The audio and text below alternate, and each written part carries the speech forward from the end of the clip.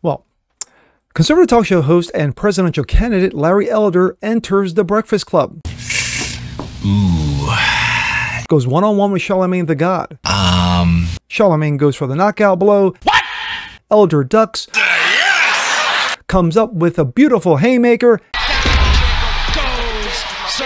And enters legend status. Woo! I'm Joz Berganzo, and this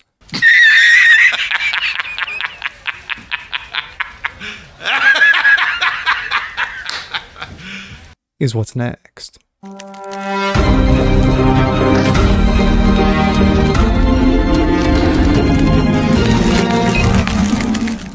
What's up, guys? Joz Berganzo, what's next? Your daily dose. This is the weekend edition. Hope you guys are doing well today. Well, enter Larry Elder. Larry Elder, conservative talk show host for the better parts of 30 years, has been mentioned in the same breath as Rush Limbaugh and other great conservative talk show hosts, Tucker Carlson, Glenn Beck.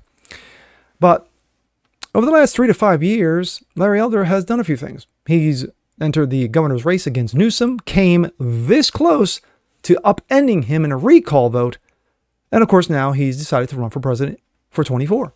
Now, a lot of people think that he has no chance. I'm one of them. Like I said, I love him. Like I said, the one thing that makes Larry Elder great is his vocabulary. He has the great gift of gab, especially when it comes to politics. So he's decided to make the rounds.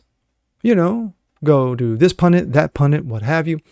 And he decided to show up on The Breakfast Club. Now, for those who don't know The Breakfast Club is a political, pop talkish morning show hosted by Charlamagne the God. And of course, there are the hosts on the show. And of course, it is meant for a black audience. So here comes Larry Elder. Charlamagne thought, well, you look at this guy. Yeah, he's a great conservative talk show host. He's a great conservative pundit. Yes, he knows some political things, but this is my show, and I'm just going to have to treat him like a little child. Well, Larry Elder says, you dude, I got skills. And here we go. This comes out of Breitbart. Watch, Larry Elder detailing Joe Dementia's long history of racisms leaves Charlamagne the little god speechless. And that's very hard to do, being that he loves to hear himself talk.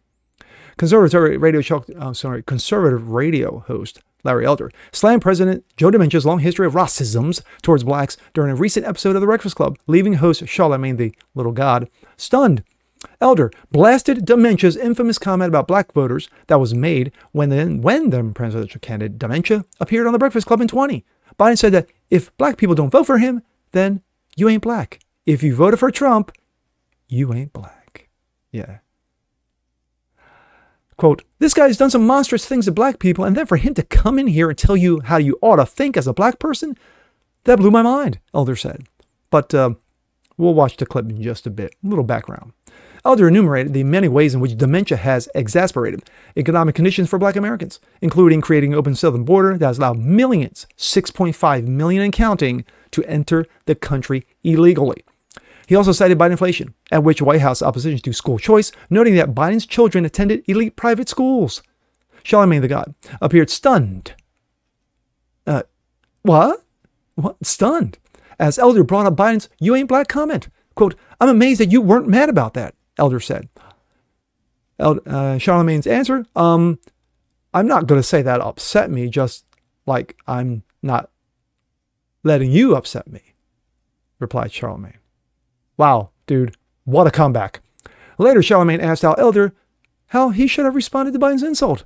Quote, what I just said, how dare you insult me and tell me how to think as a human being, let alone a black person? I don't tell you how to think, Dementia. How dare you come in here and tell me how I should think? I'm going to vote for Donald Trump. And if I want to vote for Donald Trump, that does not make me not black. Quote, how insulting is that? How condescending is that? Elder added. Charlamagne seemed at loss for words. You're probably right, but I didn't take it that way. But let's hear the back and forth. Have you ever heard the term nigga wake up call? No. It is an incident where a person of color forgets that they are of color and are reminded rather brutally by an unexpected act of racism. Have you ever had any of those? Oh, brother. I'm just asking.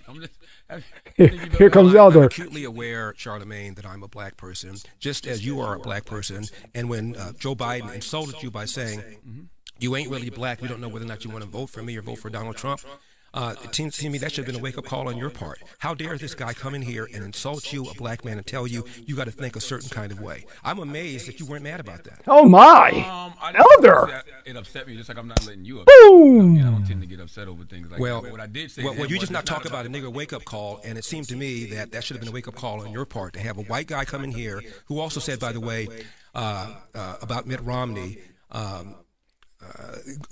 Because he didn't want to put more regulations on Wall Street, going to put y'all back in chains. No. And Joe Biden had lied for decades about his civil rights record, claiming that he desegregated movie theaters and restaurants in Wilmington, Delaware, when he didn't do any of that. He lied and said that he tried to visit Nelson Mandela during apartheid South Africa. He did not. And he came in here and told you aren't even black and let you think a certain kind of way. It seemed to me that should have been a nigga wake-up call for you, but it wasn't, apparently. I mean, no, Damn. I'm not a Democrat or Republican. I didn't say you were. Yeah, I think both. I don't know what you are. I never even asked you about your politics. I'm just saying that you are black. And to have a white guy come in here and tell you have to say, think a certain kind of way, otherwise you, quote, ain't black? Wow. How should I reply to him? What I just now said, how dare you insult me and tell me I think as a human being, let alone as a black person? I don't tell you how to think, Joe Biden. How dare you come in here and tell me how I should think? I'm going to vote for Donald Trump if I want to vote for Donald Trump. And if I want to vote for Donald Trump, it does not make me not black. 20% of black people, black men, as I said, voted for Donald Trump in 2020. Are they not black now? So only 80% of black people, black men walking around are really black, 20% are not because they voted for Donald Trump? How insulting is that? How condescending is that? I mean, you're probably right, but I didn't take it in that way. Well, I did. As I said to him in that moment, it's just about me wanting something for my people, and I want to know what is he going to do for my people, and not only for my people now, how are you going to atone for the things you've done to my people? Right.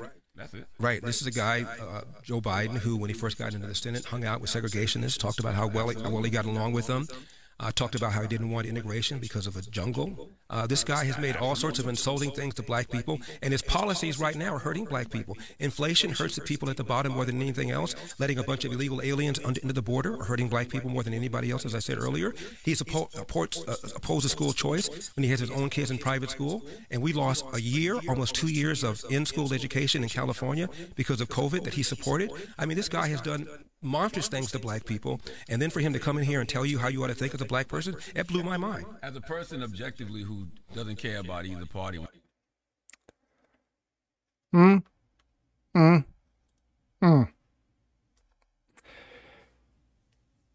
That was Charlemagne the Emasculated.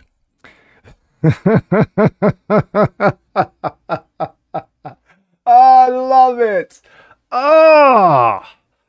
Oh, those body blows that Charlemagne took. Good grief. After that, I'm sure he had to get his ribs checked out because I'm sure that Elder cracked a few. But damn. Just damn. My thoughts. There are very few people. There are very few people that you want to get into a fisticuff of words. Steve Deace, Ben Shapiro, Larry Elder, of course. And of course, there is legend Thomas Sowell. Larry Elder is one that if you want to go toe-to-toe regarding stats, you're going to lose. Because the man has an idyllic memory when it comes to that shit. I mean, it's just, he came out, he looked like Liam Neeson in Taken. I got a particular set of skills. And Elder came out and unleashed it. And I mean, literally, he threw everything at Charlemagne. And Charlemagne was literally cramped up in a fetal position in the corner of the room at the end of that damn interview. It was just chef's kiss to watch Charlemagne get wrecked. Because Elder's no dummy. Elder remembers interviews, critical interviews, especially if he's going into one, knowing how the opposition thinks. And he knows very well how the opposition thinks. So this was a masterpiece. This was a masterclass of how to wreck somebody's life, took names, took no shit, and to quote the great philosopher Roddy Piper, I'm here to kick ass and chew bubblegum, and I'm all out of bubblegum. And with that being said, I'm Jazz Berganzo. This is What's Next. Want to see more like this? Please have a comment below. Like it, share it, subscribe to it, hit the notification bell so you guys never miss a thing. And we'll see you next time. Peace.